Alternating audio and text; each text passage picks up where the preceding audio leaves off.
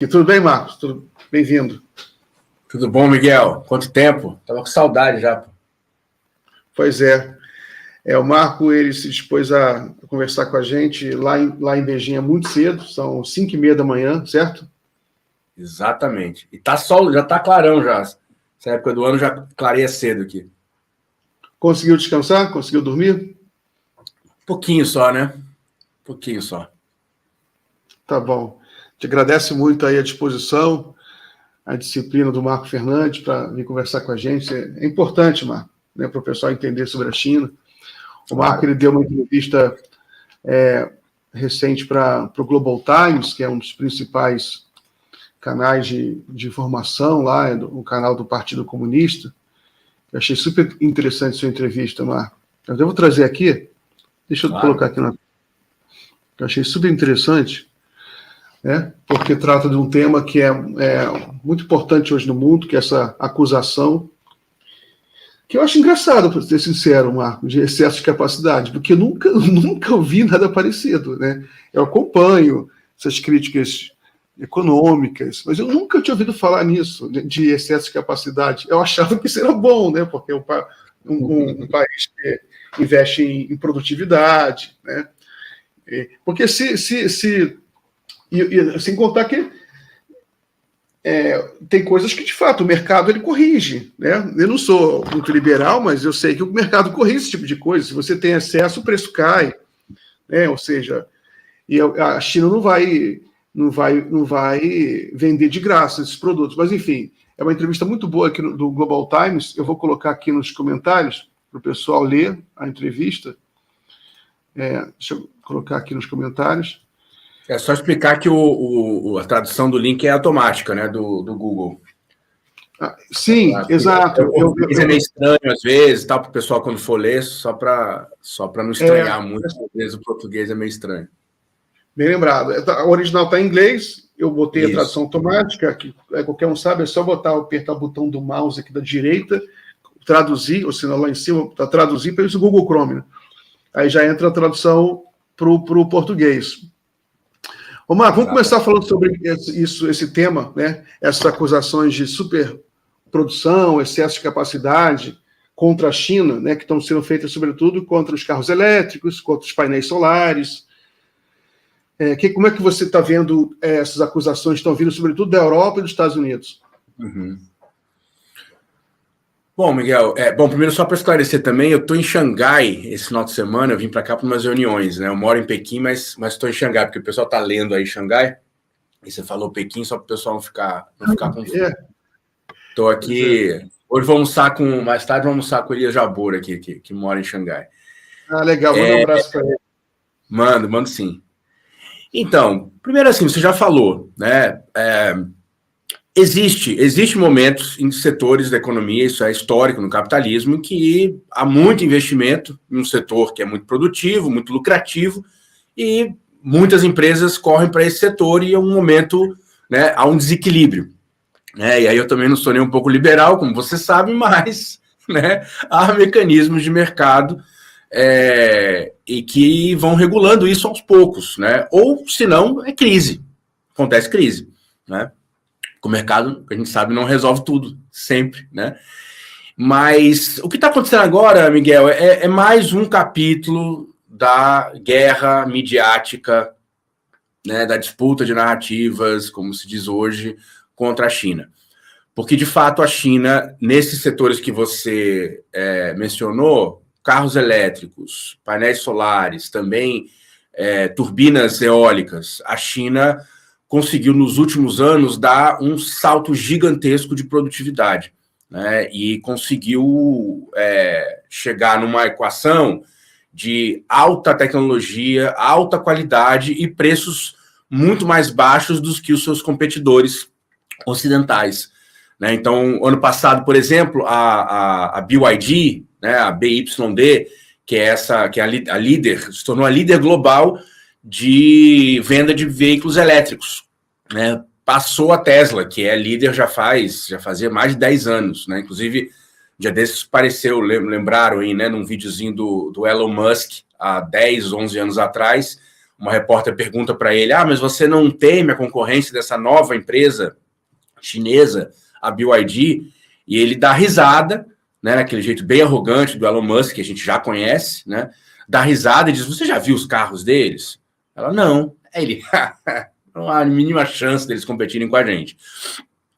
Passa para 6 meses atrás, o Elon Musk dá uma entrevista, né, para meios ocidentais e dizem, se a gente não fizer alguma coisa, os carros chineses elétricos vão destruir a nossa indústria americana, europeia.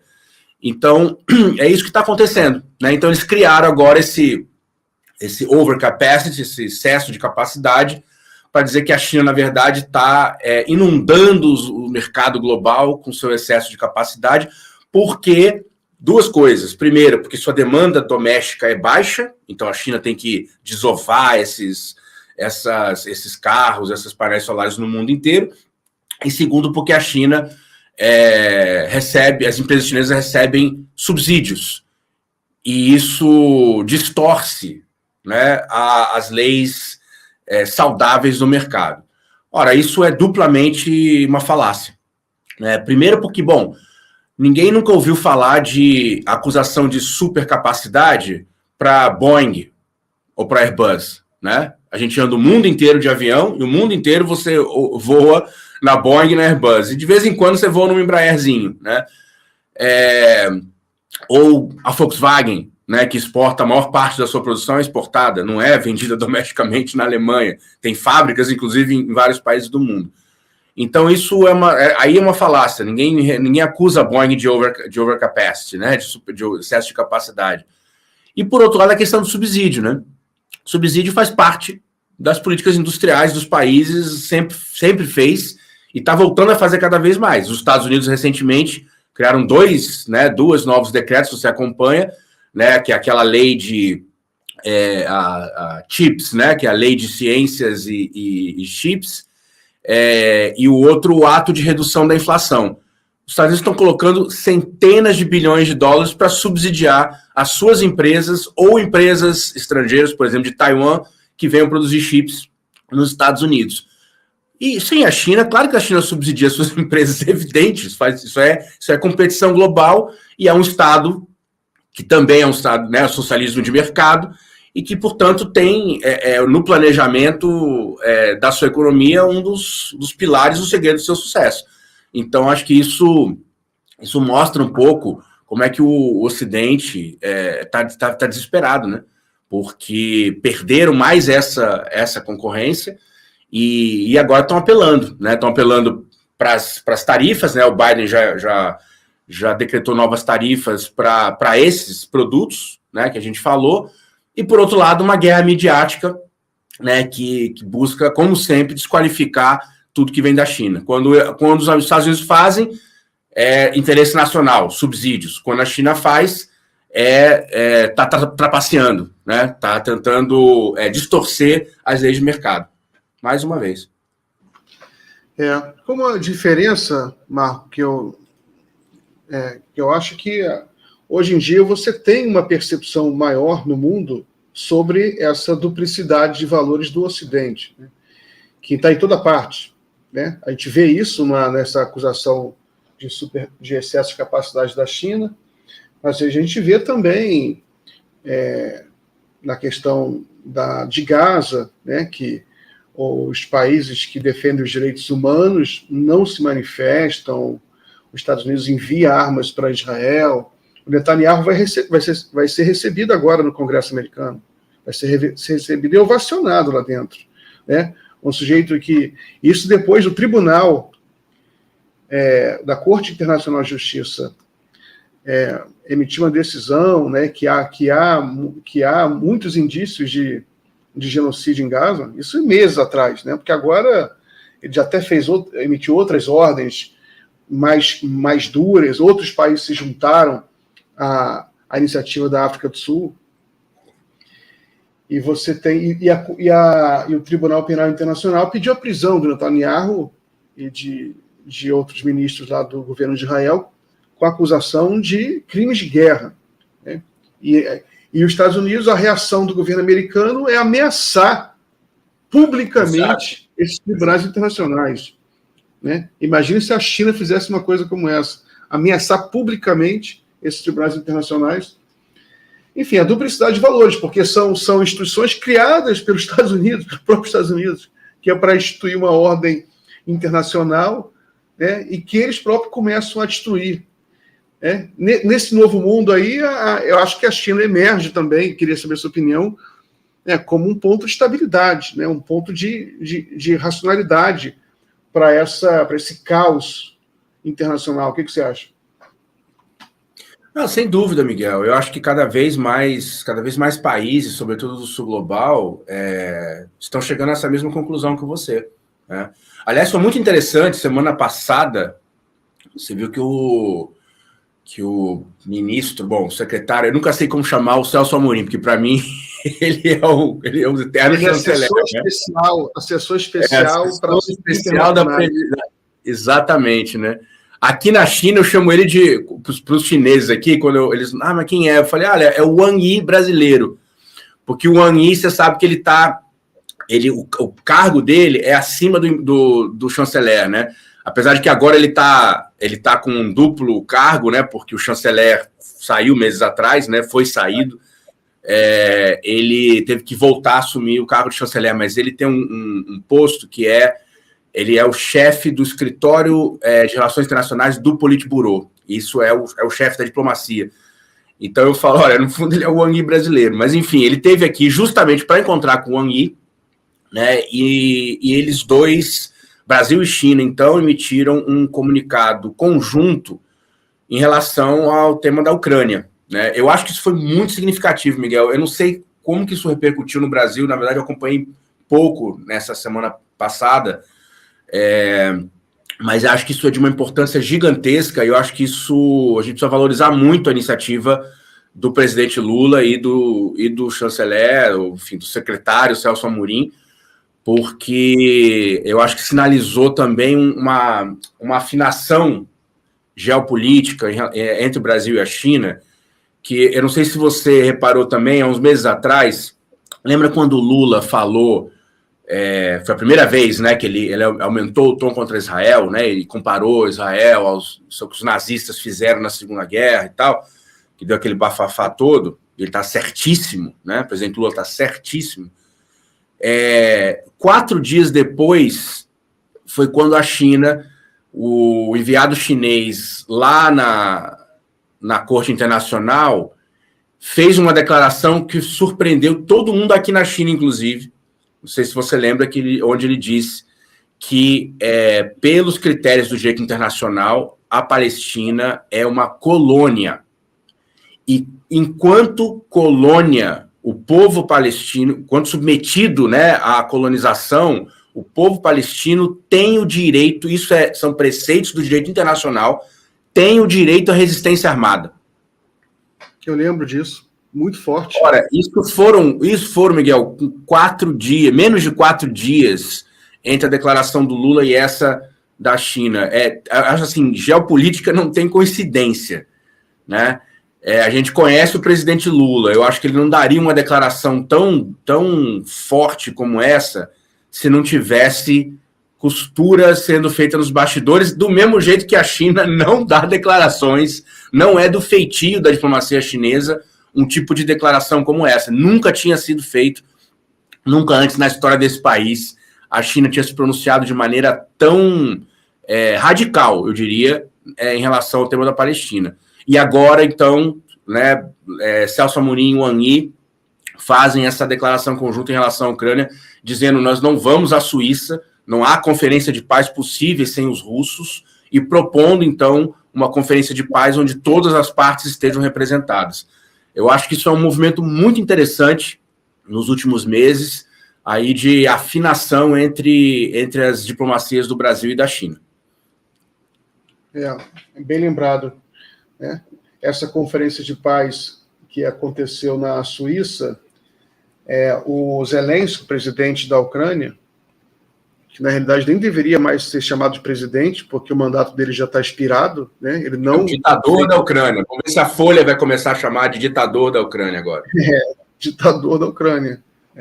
porque ele cancelou as eleições, está governando sobre decreto marcial. Ele começou a bater na China, a criticar a China. Né? Ele primeiramente fez uma declaração, fez um vídeo absolutamente ridículo, implorando para o Biden e para o Xi Jinping que virem a essa conferência de paz, né?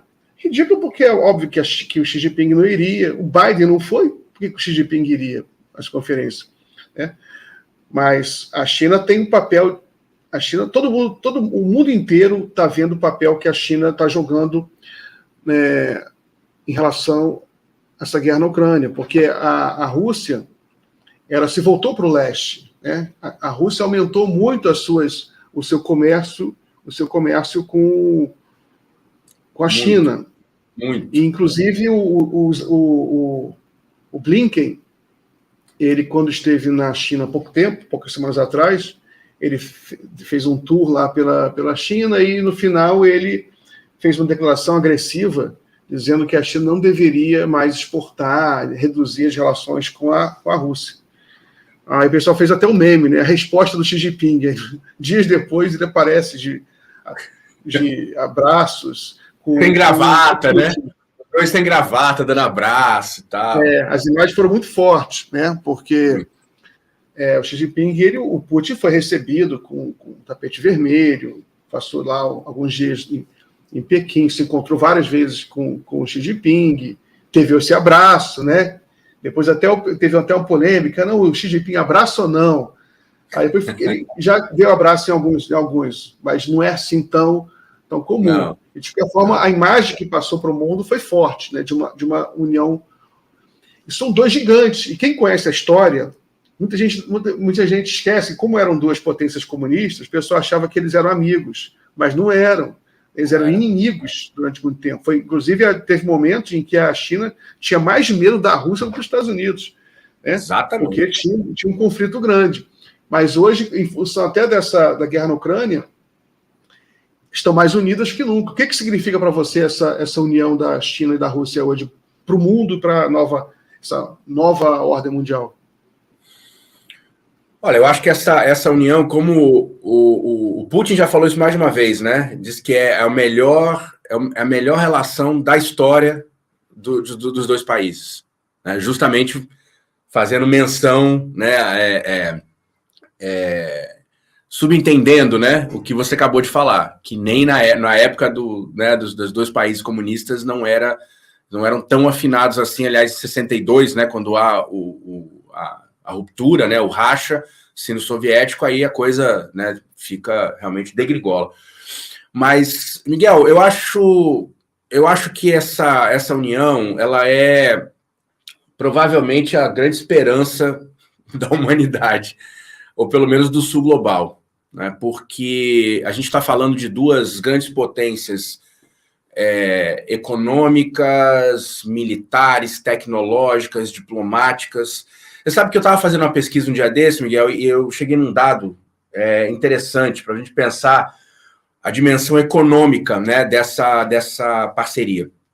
Eu fui tentar descobrir qual que foi na época da União Soviética, que tentou competir com os Estados Unidos em algumas coisas, né, em alguns momentos, em alguns setores, né, superou com uma questão espacial no começo e tal. E eu fui ver qual que foi o auge, o pico do PIB soviético em paridade de poder de compra, né, em relação aos Estados Unidos. E aí eu cheguei no seguinte dado. Em 1975, a União Soviética chegou a 58% do PIB paridade de compra dos Estados Unidos. Esse foi o auge, né, da União Soviética em relação aos Estados Unidos. Aí eu fui ver o ano passado o PIB paridade de compra da China em relação aos Estados Unidos já está em 142%, ou seja, o PIB chinês em PPC já é 42% maior do que o dos Estados Unidos. E o da Rússia está em 24% do PIB dos Estados Unidos, ou seja, Rússia e China juntos têm é uma economia 2/3 maior do que a dos Estados Unidos. Né? Isso diz muita coisa, né, sobre a nova correlação de forças econômicas, né, entre o sul global e o norte e entre esses 3 países especificamente. E aí, se a gente vai digamos aí no miúdo, nos setores, né, a capacidade industrial, tecnológica, financeira, militar, diplomática dessas 2 potências juntas é o que está abrindo janelas de oportunidade para inúmeros países hoje no sul global. Você pensar, por exemplo, o que está acontecendo no Sahel, na África, né? Ali Mali, Burkina Faso, Níger, agora o Senegal, né? Nada daquilo estaria acontecendo sem a intervenção russa, né? Sem a intervenção militar russa no primeiro momento, e agora, no segundo momento, com vários acordos econômicos que estão sendo assinados. Por exemplo, acabou de ser assinado um acordo entre Rússia e Mali para uma planta de energia solar, né? A Rússia assinou com Burkina Faso, faz uns meses, um memorando de entendimento para a construção da primeira usina nuclear ali da região, né, que vai ser alimentada com o urânio do Níger, aquele mesmo urânio que era literalmente roubado pelos franceses até 6 meses, 1 ano atrás. Né? E a China, claro, a gente já sabe que já está na África, né, com a nova Rota da Seda, já há 10 anos, etc. Então, assim, e aí teria milhares de exemplos aqui, né, de parcerias econômicas, parcerias militares, parcerias energéticas, tudo isso que está sendo feito entre Rússia e China com países do sul global. E a gente no Brasil, a gente precisa, eu acho que está faltando, Miguel, aí acho que para os 2 casos, né, a gente já falou bastante sobre a China, mas acho que isso aplica para a Rússia, é uma estratégia, que a gente tem uma estratégia para como lidar com os 2, porque também não pode, né, você não pode chegar lá na mesa de negociação sem estar armado, né, armado no sentido de argumentos e de propostas, propostas que sejam boas para ambas as partes, né? Eu acho que isso está faltando para a gente avançar. Espero que aí nos próximos 2 anos, 3 anos que ainda temos, que o governo possa afinar essas propostas, porque é um potencial gigantesco e inédito na história do terceiro mundo e na história do sul global, que mudou de nome agora, né? Pois é, né? A gente tem agora 6 minutos, vamos falar de relação Brasil e China. Inclusive tem uma comitiva brasileira grande que foi para a China, o Alckmin se encontrou com Xi Jinping, o Fávaro, o ministro da Agricultura, também está lá. Né? Existe uma certa ansiedade, um pouco de frustração de quem acompanha a economia brasileira, os jornalistas, economistas que defendem maior desenvolvimento, né? Que falta um projeto para o governo Lula para aproveitar essa oportunidade de forma mais rápida, né? Para trazer tecnologia para o Brasil. O Brasil tem uma grande relação com a China e está crescendo ainda, não parou não, está crescendo de uma forma assim dramática. Está vindo muito investimento, está vindo alguns investimentos importantes no Brasil, a BYD está fazendo fábricas no Brasil. Eu encontrei também um colega seu aí, brasileiro, que veio para o Brasil passar umas semanas, conversei muito com ele em Brasília, e ele falou, Miguel, está vindo muito investimento, estava represado, está vindo muito investimento da China para o Brasil. Mas o que você acha? Quais são as oportunidades que a gente tem que explorar mais? O que o Brasil pode... quais são as perspectivas? Olha, do ponto de vista da Cosban, Miguel, o único grande anúncio que houve foi mais um anúncio. Explica o que é a Cosban. A Cosban é a Comissão Sino-Brasileira de Alto Nível de Concertação. Não, é uma comissão de relações comerciais. Isso, é a comissão oficial, é onde Brasil e China sentam com seus vice-presidentes e com seus ministros para discutir, a cada 2 anos, discutir a relação e chegar em acordos, né? Acordos econômicos, políticos, etc. Então, essa aconteceu agora aqui em Pequim essa semana. Eu estive lá também, estava a semana lá. E assim, eu acho que o grande anúncio que aconteceu foi um acordo da Luckin Coffee, que é a maior cadeia de cafés e cafeterias aqui da China, que já superou a Starbucks aqui na China, que vai comprar, enfim, anunciou a compra de $500 milhões de café brasileiro. Então, assim, claro, acho que a primeira reação nossa, né, que estamos acompanhando esse debate, você, bom, mais uma vez a fazendona vai... Você sabe, por acaso, você café cru, café torrado?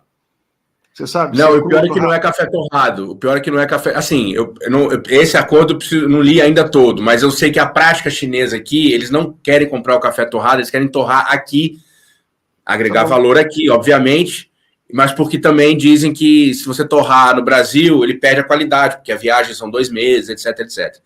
Então, enfim, mais uma vez a fazendona vai entrar em ação, né? E nós, com a nossa vocação cafeicultora, vamos inundar aqui as... É bom para mim, para a gente que está aqui, que eu vou tomar mais café brasileiro aqui na esquina. Mas de fato, enfim, a gente esperaria um pouco mais. Mas eu diria o seguinte, esse seu amigo tá certo. Eu acho que tem muita coisa que está sendo gestada, e aí a gente precisa entender o seguinte, porque esse ano vai ter a visita do Xi ao Lula em novembro, né? Ele vai para o G20 no Rio, mas também vai ter uma visita de Estado oficial, né, China-Brasil. É evidente que os grandes anúncios vão ser feitos em novembro, não seriam feitos agora.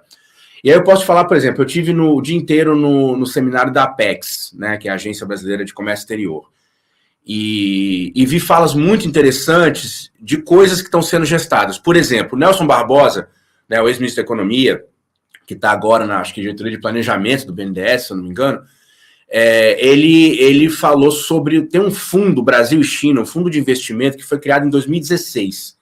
Só que era 16, né? O golpe ali, né, já acontecendo, e ele ficou meio adormecido esses anos todos. Ele está sendo agora reestruturado e vai ser operado pelo BNDES. A parte brasileira vai operar, quem vai operar vai ser o BNDES. Então, assim, desse fundo há movimentações, várias movimentações de atração de outros fundos, inclusive fundos privados, para, digamos, engordar esse fundo de investimento e a gente começar a ter mais investimentos dos dois lados, mas evidentemente que mais no Brasil. O Wallace Moreira, por exemplo, que é lá do assessor do Alckmin, né, lá no MIDIC, no Ministério da Indústria, fez uma fala muito interessante também, com perspectivas, o que o MIDIC está pensando em relação à industrialização e o que pode ser feito junto com a China, né? A Simone Tebet fez uma apresentação muito interessante das rotas, das novas rotas aí, enfim, de terra e de água que estão sendo feitas na América do Sul e que vão, por exemplo, Miguel, você sabe a história do porto lá de Chancay, no Peru, né, que a China tá financiando. E com esse é uma das rotas, e que a gente vai economizar até 10 mil quilômetros no frete entre Brasil e China. Que, claro, no primeiro momento isso é para escoar commodities, a gente sabe. Aliás, a soja dela, né, da Simone Tebet, que é produtora de soja. Mas também... vai lá. Não. Eu só estou anunciando que a gente tem que terminar a live em um minutinho. Mas... É isso, eu acho que é isso. Tem coisas interessantes acontecendo, que estão sendo gestadas, e que eu acho que em novembro a gente vai ter boas novidades quando o Xi visitar o Lula.